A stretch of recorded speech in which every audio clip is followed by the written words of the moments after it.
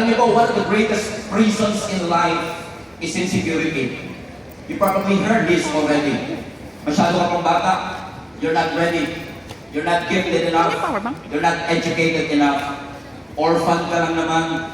Adopted ka lang naman. Galing ka lang naman sa broken family. Walang purpose ang Panginoon sa iyong buhay. Unfortunately, marami po sa atin ang hindi nakakaalala na pwede tayong gamitin ng Lord powerfully regardless of our past. And thank God that He placed assignment in each and every one of us. This is exactly a story and a background of a prophet called Jeremiah. A prophet named Jeremiah had the same issue. He had an assignment mula sa ating Panginoon to deliver a difficult message for a difficult season. Ano yung message na yun? Sabi ng Lord sa kanya, sabihin mo sa entire nation, the next decade will be tough, but God will see you through. But unfortunately, Jeremiah doesn't want to do it because his heart was filled with insecurity. He felt like he was too young. He felt like he doesn't have what it takes. That's why in Jeremiah chapter 1 verse 6 he said, "O sovereign Lord," I said, "I cannot speak for you, for I am too young." I don't know who is this for, baka katabi niyo na po ang kinakausap ng Panginoon na may assignment ang Panginoon sa kanyang buhay pero hindi niya ginagawa because you feel like he was too insecure.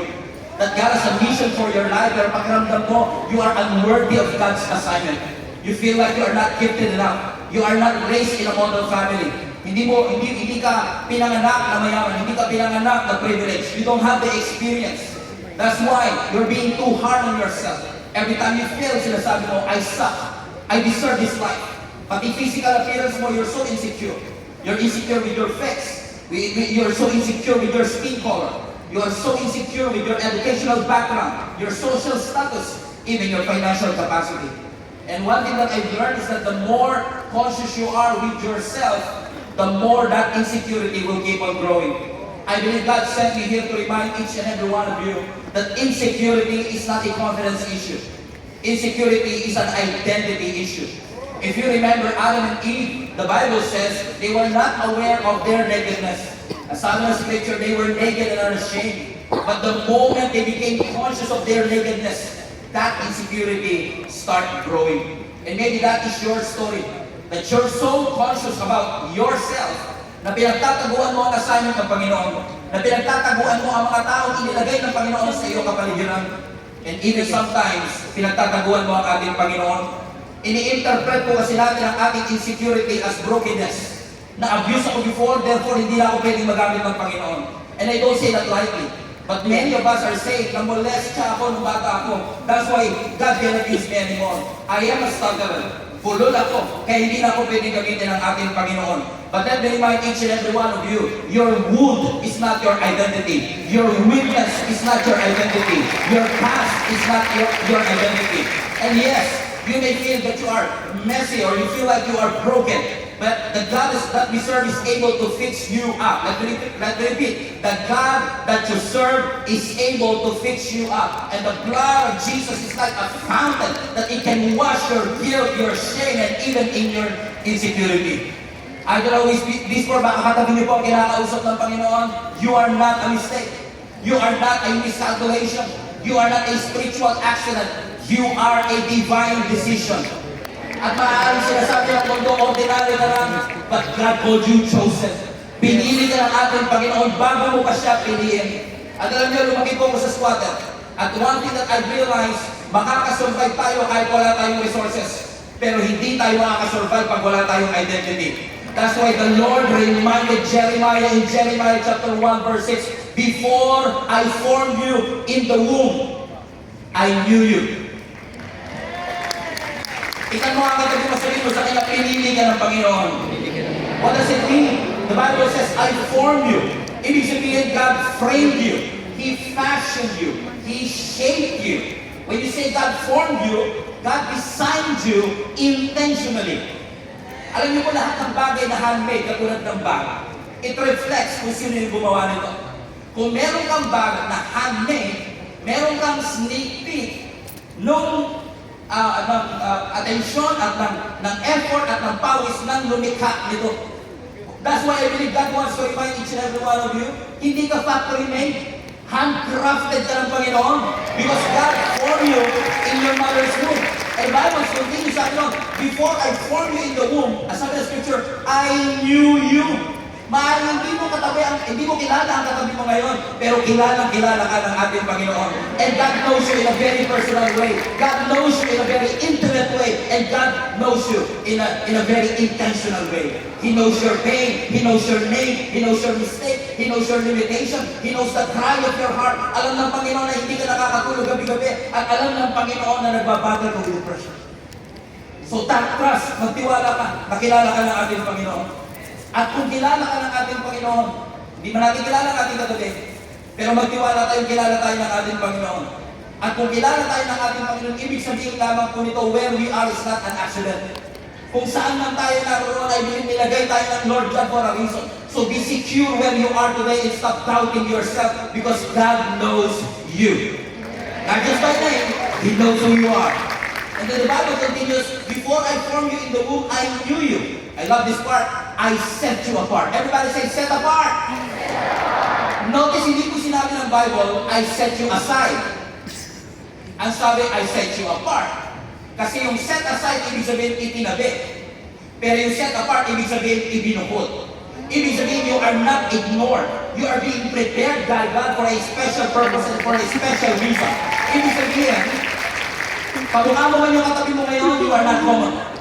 You are not random. Ayaw ko yung kamukha niya yung katabi niya. You are not random and you are not common. Ibig sabihin, you are reserved for a special use. Sino po sa inyo parang araw na nangarap kayo na magkaroon kayo ng magandang wedding gown? Ay, uy! Pakilala ko na taas ha. Pakasalan mo na. Alam niyo ang wedding gown? Pwede mo bang isuot ang wedding gown pag nag-grocery ka? Pwede mo bang isuot ang wedding gown pag nasa bahay ka lang?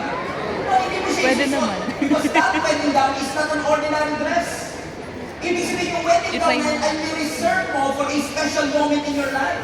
And that's exactly what the enemy wants in your life. Gusto ni Satan na maniwala ka na wala kang halaga, na ordinary ka lang. Because the moment you realize that you are ordinary, you become careless. At dahil careless ka, hindi ka nakikinig sa iba. Kapag kinilig ka, kaya mo may pag-ibig na kagad. Kaya hindi po kinilig, meron pag-ibig. Hindi po pinapakinig ka, galing yan sa ating Panginoon. And I don't know is this po, marami po sa atin.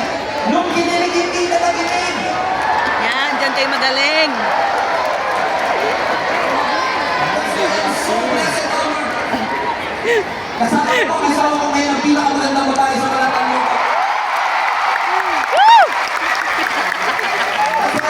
Pray for someone that is connected to your calling. Pray for someone that will support your assignment. Alam mo siya. Amen! Pagkakawag ng Panginoon sa iyong buhay. Kaya minsan habang bata pa tayo, sisirain ni Satan ang ating mga testimony. Na alam ng Pwede na. kaysa sa Huwag kayo bigyan ng babae, bigyan ng lalaki yan. But let's be to God. Hallelujah. Ang mga dito sa dasal, hindi natin ipagpapan ang gusto ng Diyos sa gusto ng Panginoon. And that's what the Bible says, Pang love life talaga, ganyan kayo. Ibig sabihin mga kapatid, God chose you for a specific assignment. Because Christianity is not just God saving you from something. Christianity is all about God calling you into something. The Bible says we are the salt and the light of the world. The salt is meant to be salty, and the light is meant to shine.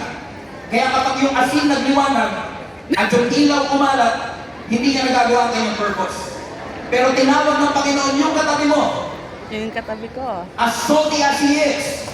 Tinawag siya ng Panginoon to be the salt of the earth. Tanungin mo nga siya, may alat ka ba ba? Maalat ka pa ba? I love it. Pinili tayo ng Panginoon, hindi lang para mahalin. Pinili tayo ng Panginoon para gamitin niya para sa kanyang kalwalhatian. Hindi lang para umupo, hindi para humakbang. Hindi ka man lumaki sa isang modelong pamilya, hindi ka man lumaki na meron kang matitindong mga magulang. Pero let me tell you, even though you are an orphan, you feel like nobody wants you, nobody chose you, but God chose you for a specific purpose and for a specific reason. If I were you, mga kapatid, Hindi na ako makikipagtalo sa Diyos. At sasabihin ko sa kanya, Lord, hindi ko kaya. Because your appointment is not based on your self-confidence. It is based on His decision and God's destiny for your life. Sabi mo nga sa katabi mo, hindi ka basta-basta. Hindi ka basta-basta. You are a chosen people, a royal priesthood, a holy nation, and God's special possession. Hindi ka Ipagbabalagay ko talaga, out of 8 billion people on earth, ako ang pinili ng asawa ko. Ayun!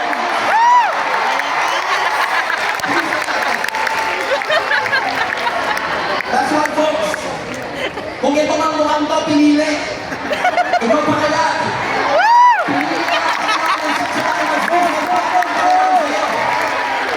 Pinili ako ni Jennifer, parang na hindi ako perfecto. Pinili niya ako kahit hindi ako masyadong guwapo. Ay! Naka-charge pala.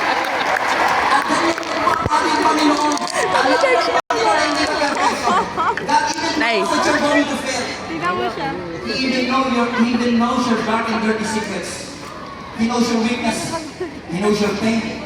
He knows your insecurity, limitations, and doubt. And yet, He still chose you. Amen! Pakiramdam mo man, hindi ka napili, napahalaga ng iyong mga magulang before. Hindi ka napalaki sa isang maayos at makajust na pamilya. But let me remind you this. Your past does not have the final word. Your mood does not have the final word. Your weakness does not have the final word. That insecurity doesn't have the final word. You are chosen. You are called by God, not based on your social status.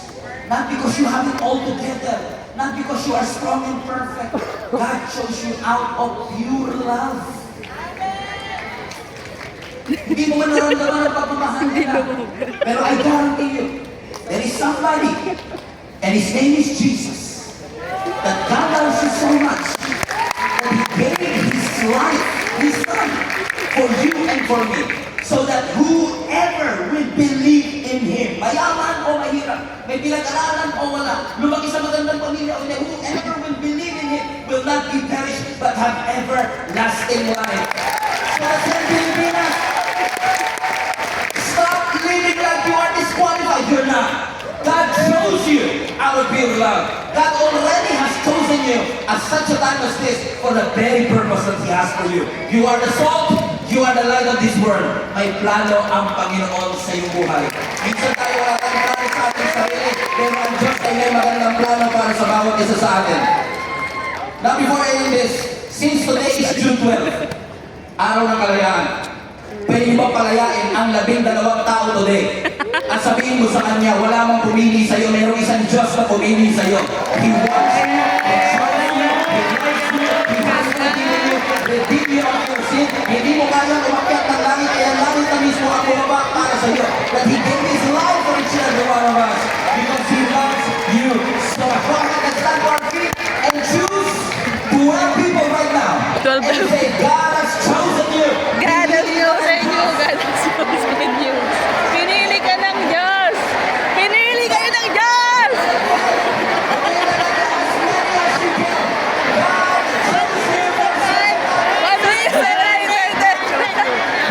Pinili kayo ng Diyos.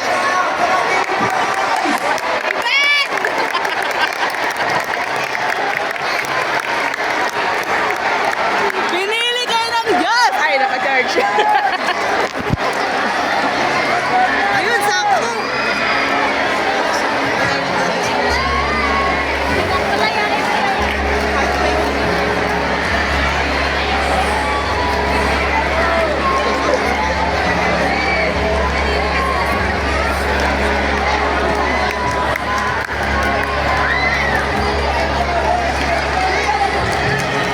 Tapos na agad ba yan? Bitin.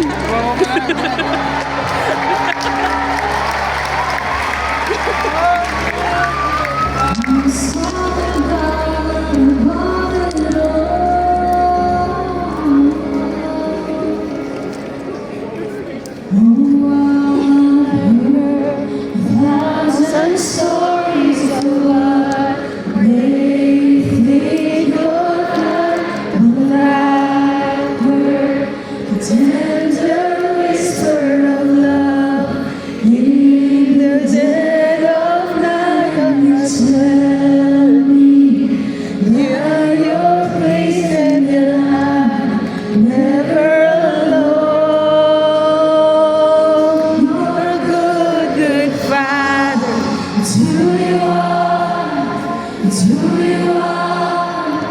Joy